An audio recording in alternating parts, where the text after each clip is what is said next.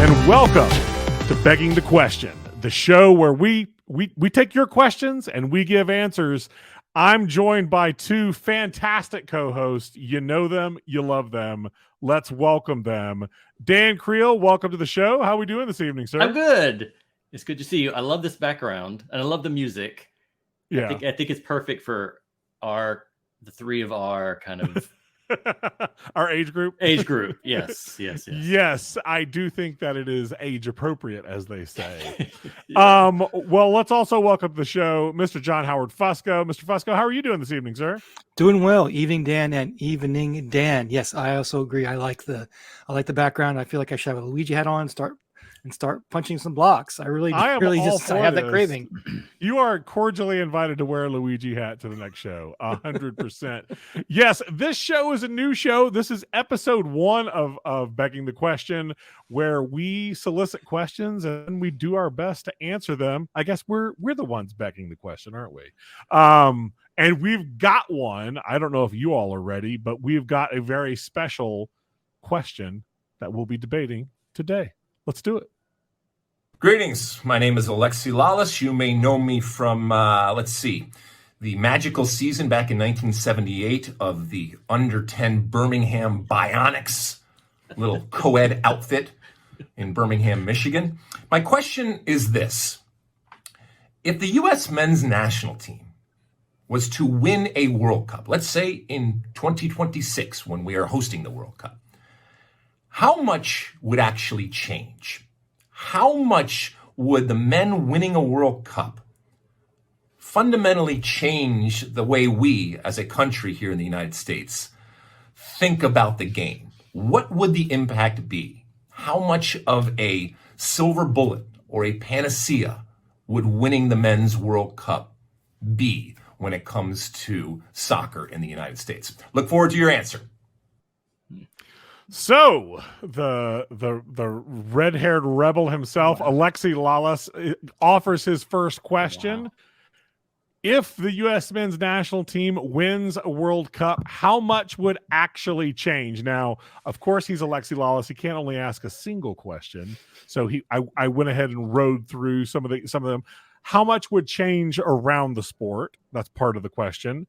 How much would change how we think about the sport? That was also one of his questions.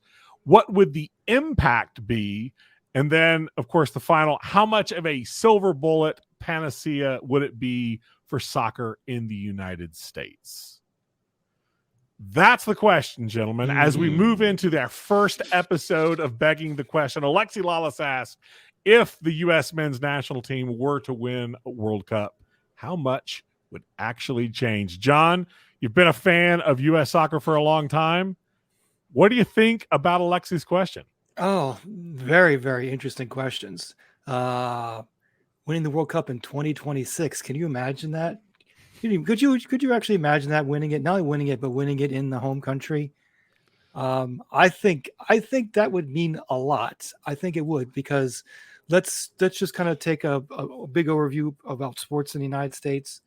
We like big events. We turn out for big events, regardless of the sport. We come out for big events. We came out for the World Cup in '94, even though we weren't really a big soccer country. We came out. We set attendance records. It was considered a great production overall.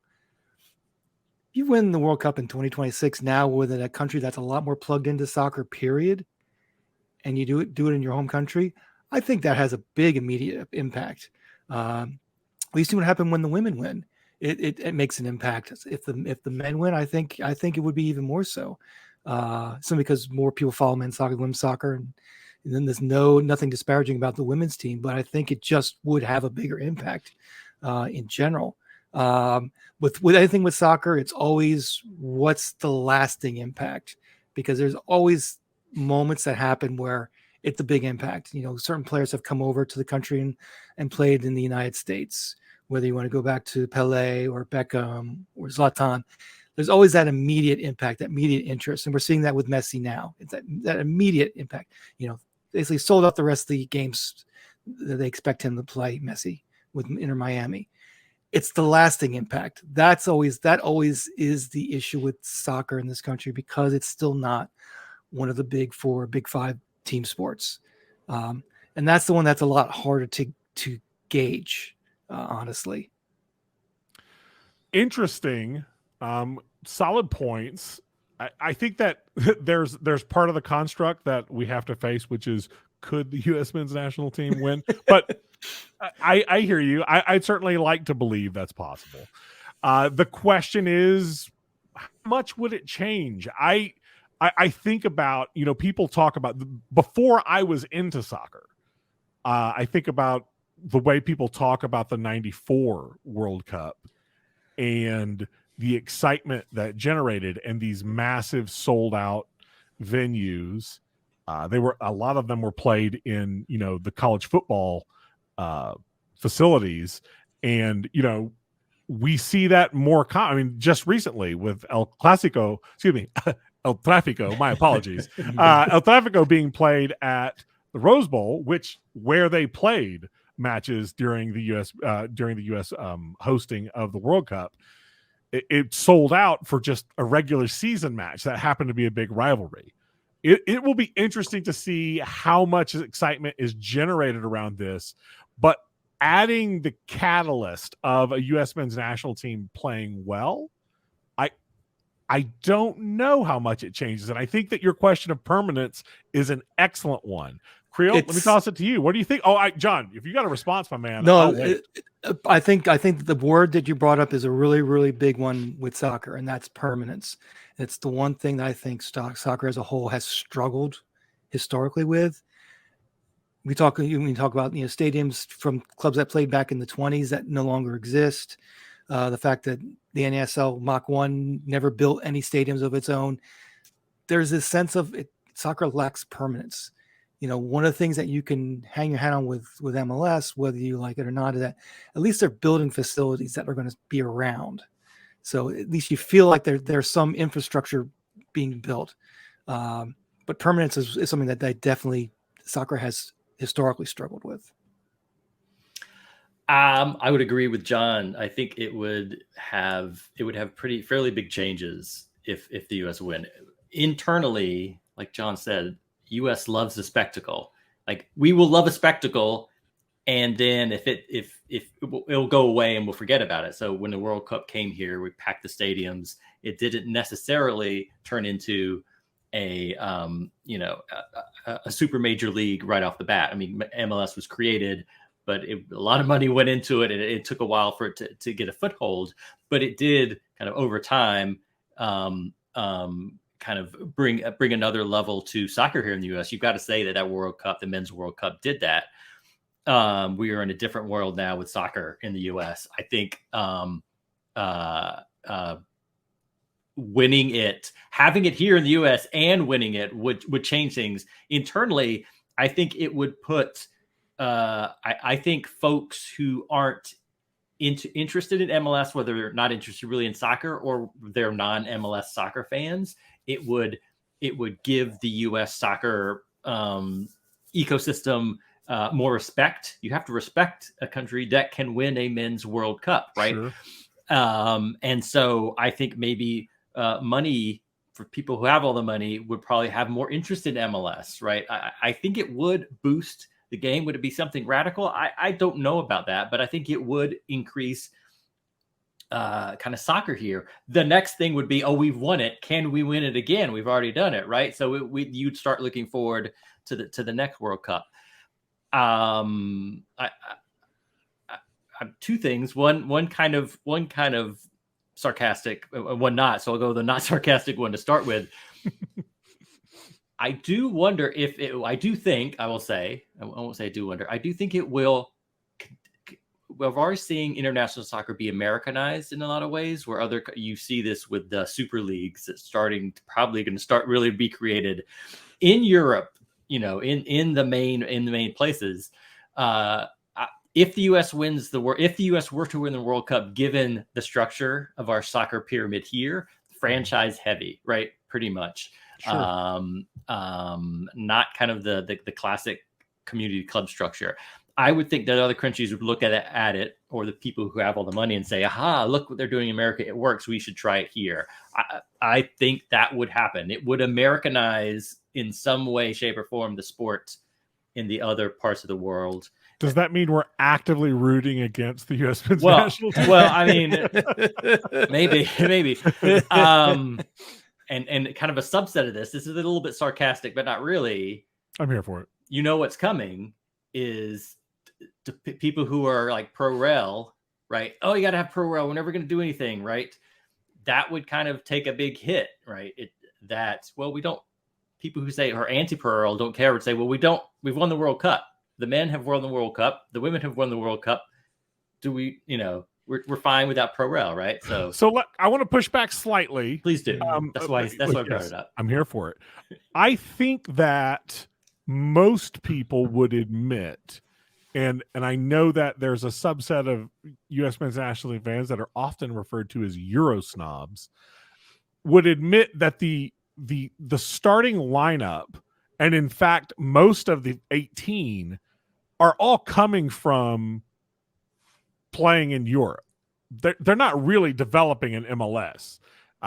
They may be originally discovered in MLS, but are very quickly sold on, usually as soon as they're 18 and eligible to do that. And certainly MLS could take credit for a U.S. men's national team win at the World Cup. But I think that, at least from an honest perspective, a lot of the development is happening in other countries. But for the average fan, for either the average sports fan or the average soccer fan, all they're going to really care about is MLS. And certainly it's a good talking point, right? Like if you're MLS, it's a good talking point, right? And we see that already. MLS will often, and maybe more so with some when they were both under some, but will oftentimes promote its players playing for the national team as, sort of like, hey, you should cheer for the U.S. men's national team because, Miles Robinson is playing for them or whatever player is in the lineup. I think it's a good argument. I'd also like to go back to something that John said, which I think sounds like a good point. And then I'm like, maybe it's not. No offense, John. Well, we'll see about that. You mentioned the women winning the World Cup. What was the first year that the women won? The year that they beat China in penalty kicks. That was in the U.S., right? It's 91 or 91 was the first one. Yeah, the first one. Maybe I might have conflated. So my apologies if I did, because I'm not the best historian. He's next to me. What did winning the World Cup do for women's soccer in the United States? I mean, since the original win, we've watched, I think at this point, we're on our third professional women's league. They've struggled to find funding. Yes, there is some success happening now. I won't disagree with you, but the reality is it is underfunded in comparison to the men. I think you could argue that the current collective bargaining structure that forced U.S. soccer to pay the athletes equally, I think you say part of getting to that is winning World Cups and being the dominant team. They have some leverage that really no other team in the world would have in the women's game. I guess my ask is did it change fundamentally the way that people see the sport, or does it continue to be second rate for most fans of soccer? Well, I think as far as the women's game, I think you have to look at women's sports in a different perspective than men's sports. And it's mainly because of how, when female athletes, when they look at options, they have to choose to go to pursue further and go professional. Soccer now is a very viable option for them, whereas for men, it's still maybe not seen the same way as versus say football or basketball, those sports, where with women, soccer is seen as a viable option, either playing here domestically or playing in Europe now. And we're seeing in Europe, you're seeing the domestic leagues in Europe are growing. They're getting much more popular. You're seeing much bigger crowds. They're now playing in the big stadiums now. Before they were playing in smaller stadiums. Now you're seeing more games played in the regular stadiums that the men's teams are playing at.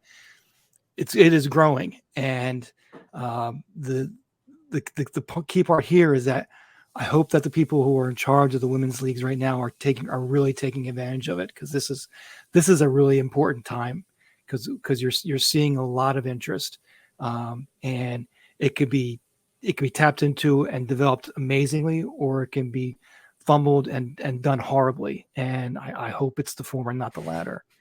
Well, we have a track record of fumbling things horribly, unfortunately.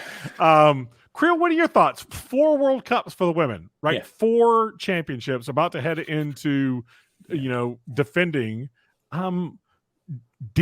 Was that the silver bullet for women's soccer? So real quickly, I think 91 was the first one. I think it was in China. I think that's right. And they won that one. Okay. And then 95 was in Europe, and they didn't win that one. And then 99, I believe, was in the US. Yeah. And just a little bit of history, because you brought it up. I did it to myself. The national team players, the women's national team players in 98 wanted to create a Division I professional league starting in 99 and 98 or 99, I can't remember, one of those years. And the federation basically said, we don't think you're ready, and wouldn't sanction them. So it put a kibosh on that because they didn't want to do anything until after the 99 World Cup. So there was a thumb on the scale from the federation to not have a women's soccer league, professional soccer league, start earlier than 2001. Mm-hmm. So yeah, the honestly, the men's sports is more highly thought than women's sports. So a men's World Cup, whatever the country, would be more highly thought than a women's World Cup. It would move the needle more. But that's not to say that the women winning all these World Cups and being the top most dominant country in the sport for soccer hasn't pushed the needle. It has. It's made it a more viable option here in the U.S. I mean, not to the level it would be if the men's. You see, the women's soccer team is much better, the U.S. soccer team, than the men's at a national level. Certainly. But like you said, we're now in our 3rd professional league. If the men had won 3 already, it wouldn't. MLS would have already happened. They would have been rolling that kind of stuff. But it's helped grow the game here because average sports fan, the average kind of ESPN, whatever, Fox Sports, all that, have to take that into account when like the federation or these leagues come and say, we'd like to broadcast, we've got this great product. They can say, listen, we have the best women's soccer players in the world, and they're all going to be part of this league, even though it's not men. So it helps with advertisers, helps with branding, helps with marketing.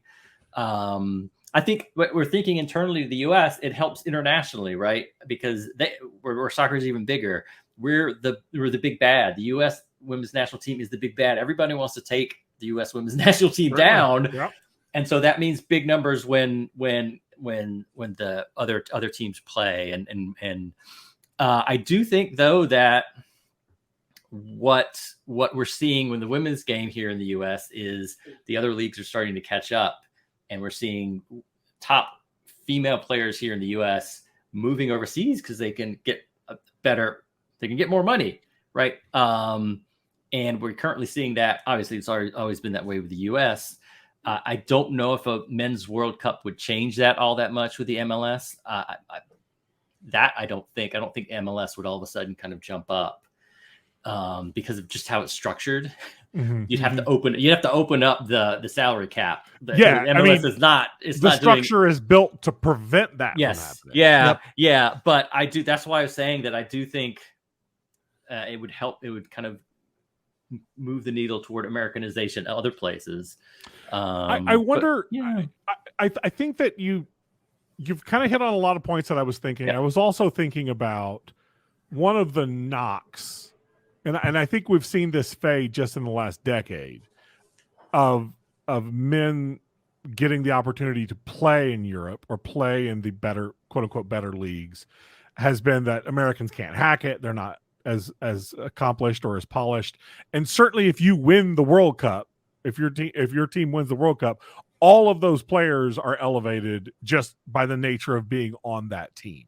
And I would argue that would extend to players, the next generation of players coming up in the United States, that there would be a shift in perception that would benefit the players. Though I do think that's already kind of beginning to happen already. I mean, the U.S. is seen as a prime market because players can be gotten for significantly less than they would pay for the same player in Europe. And on top of that, the developmental academies within MLS and abroad across the country are developing to the point that players are being produced that can make it in Europe. But it is an interesting idea. I guess I think that there are, when we think about the question posed, there are questions of actual impact, perceived impact, and how those interact with each other. And I wonder, does it change the view of the federation at all? The federation is, yeah, go ahead, John. Sorry, I poked you, I think. No, I thought, but I think it's one of those things where the federation probably will get too much. They usually get too much credit, too much blame for whatever situation happens. This will be one where they'll probably get too much credit for it, because if we really think it's the federation who really created this stance,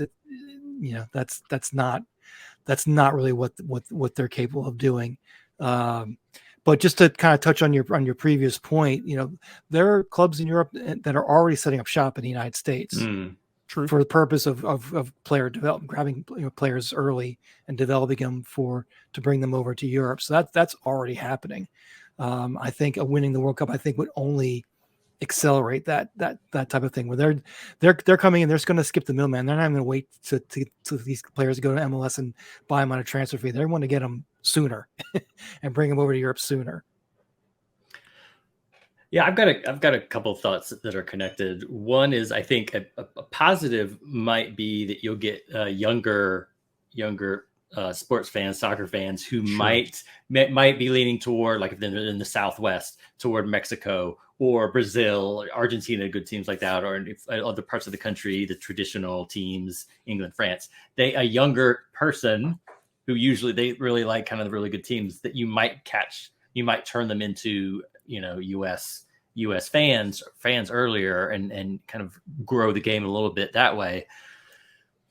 I do think that if the U.S. wins the World Cup, like we've gone over this a lot, but given kind of without which he didn't say any type of radical changes, like we just continue the way we are, I don't know if it would have much difference on the grassroots, on the youth side of things, on the women's game below kind of MWSL and maybe the national team.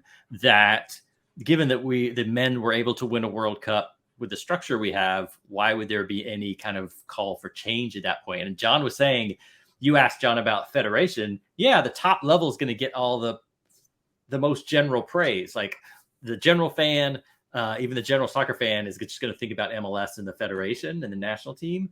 There's only that small slice of really diehard kind of U.S. soccer fans who are going to think below that. And I don't know if we'd see like some groundswell of like growth in the community and grassroots game, and we start seeing the pyramid built up like we see in other mature countries.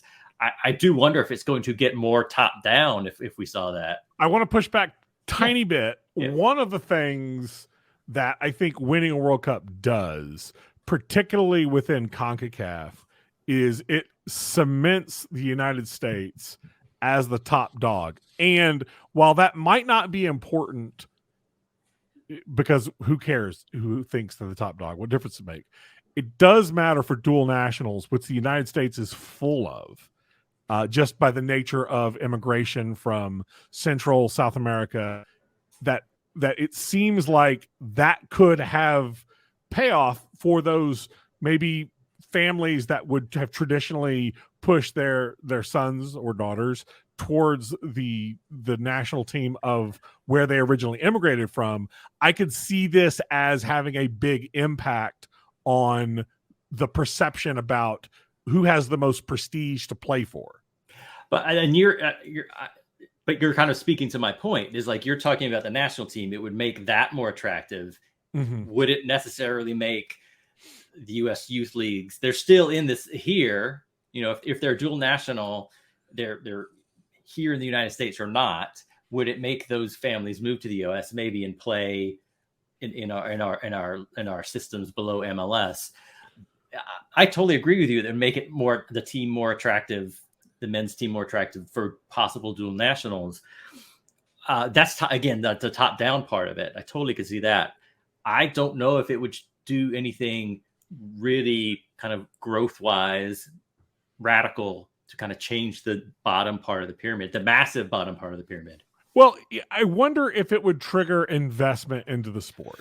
Only because, and again, I understand. And oftentimes when we talk about investment, where is that investment happening, right? Is it another $300, $350, $400 million into the pocket of MLS owners?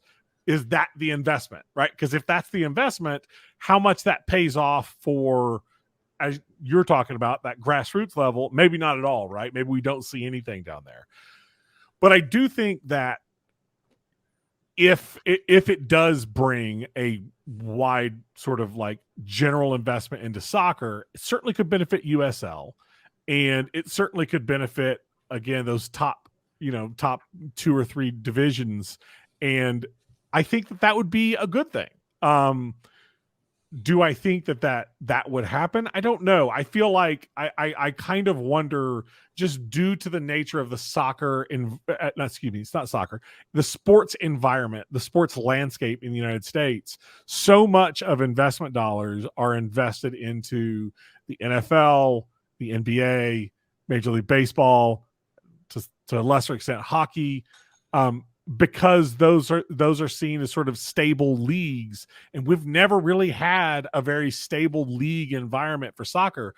Again, if you want to, and MLS can certainly say, hey, we're the most stable league so far. That is fine. I don't think they're wrong about that.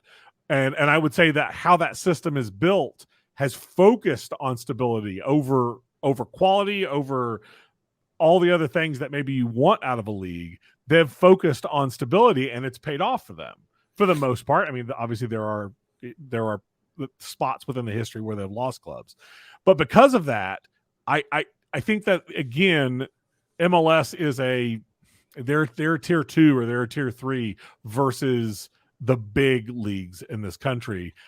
If only our best played soccer, right? Right. Well, I mean, as far as I always believe, as far as investment in soccer, nothing is going to change significantly until the professional league standards are addressed and opened up for investment. I don't think the current professional league standards, I don't think they encourage investment. I think they more discourage investment. They make it more difficult. They have, certain criteria that has to be met that seem arbitrary. They don't really seem to be based on anything significant or based or fact based, just arbitrary. And they're old. I mean, the landscape has changed. I mean, it has changed over the past 10 years. You're seeing amateur sides now on the men's and women's side now drawing 5,000, 6,000, 7,000 people.